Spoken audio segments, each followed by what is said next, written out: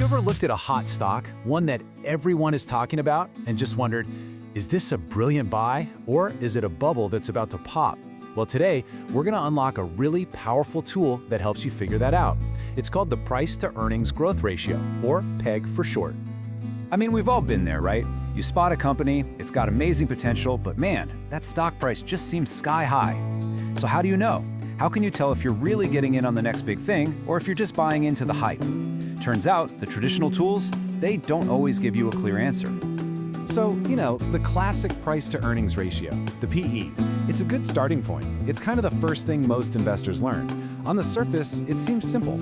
A high PE might scream overvalued, and a low PE, well, that could be a bargain. But here's the catch. What if that super high PE is actually being driven by explosive growth? See, the PE ratio by itself, it's missing a huge piece of the puzzle. All right, so here's what we've got on tap for today. First up, we're going to look beyond that simple price tag. Then, we'll dive into the growth-adjusted formula itself. After that, we'll figure out how to actually read the results. Next, we'll put the PEG ratio to work with a great example. And finally, and this is super important, we'll cover its limits. Okay, so first things first, let's really dig into why that initial price tag, that PE ratio, can be so misleading, especially when you're looking at these companies that are just growing at lightning speed. Here's the deal, really. The PE ratio, it's like taking a single snapshot of a company. It tells you what's happening right now, but it gives you zero context about where it's headed. You might see a stock with a low PE and think, wow, that's cheap, but it could be cheap for a really bad reason, like its growth is totally stalled out. On the flip side, you see a high PE and think, no way, too expensive, but what if its earnings are about to double? Suddenly, that high price might look perfectly reasonable. And that, my friends, is exactly where the PEG ratio comes in. It's the tool that adds that missing piece of the puzzle, that dimension of growth, right into the valuation equation. So what is it exactly?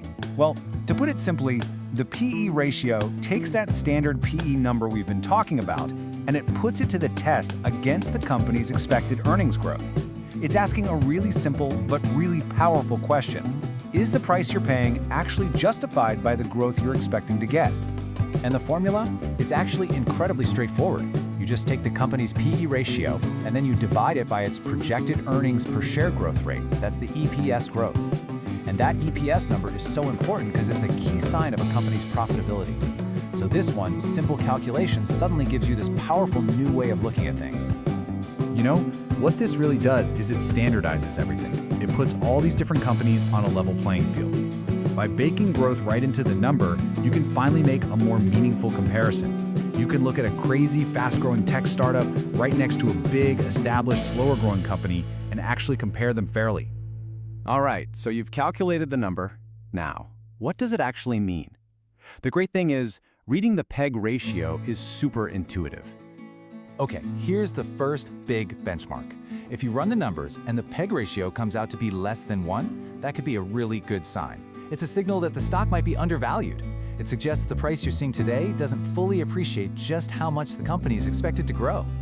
Now, what if the PEG ratio is right around 1? Well, that's often considered the sweet spot. It's kind of seen as fairly valued.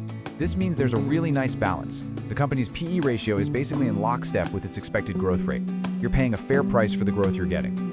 And of course, what if the PEG ratio is over 1? This is where you might want to pause. It can be a bit of a red flag. It suggests you might be paying a premium for that future growth, maybe too much of a premium. The stock could be overvalued. Okay, theory is great and all, but let's see how this thing actually works in the real world. We're going to put the PEG ratio to the test right now with a simple side-by-side comparison of two imaginary tech companies. Okay, so take a look at this. At first glance, if you only look at the PE ratio, company B looks cheaper, right? It's got a PE of 30 versus company A's 40. But now, let's bring in the growth. Look at that. Company A is growing at a blistering 50%. That gives it a PEG ratio of just 0.8. Meanwhile, company B is only growing at 20%, which gives it a PEG of 1.5. And just like that, the whole story flips. This shows you exactly how company A, even with its higher PE, might actually be the much better value. Now this all seems great, right? But, and this is a big but, the PEG ratio is not a magic bullet. It is absolutely essential to understand its limits. So does this mean we can just go find a bunch of stocks with a low PEG and call it a day? No way, absolutely not. You gotta remember, like any tool, it's only as good as the person using it, and you have to be aware of its flaws. So what's its biggest weakness? Well, it all comes down to one thing, that growth estimate. The entire calculation hinges on a projection of the future. And if that projection is wrong, or maybe just way too optimistic, then your PEG ratio is going to be completely misleading.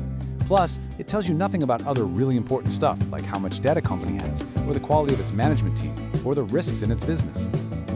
And that is exactly why it's so important to see the PEG ratio as just one tool that complements others. So while other metrics like free cash flow yield tell you about the hard cash a company is making today, the PEG ratio is your forward-looking test. Think of it as a sanity check on the price you're paying for the growth you're hoping for tomorrow.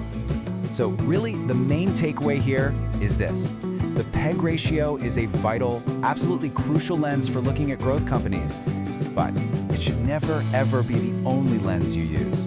It's one essential tool in a much bigger toolkit you need to make smart, well-rounded investment decisions. So I'll leave you with a question to chew on. Now that you have this new lens, which of those high-flying stocks that you've been watching are you going to look at in a completely different light?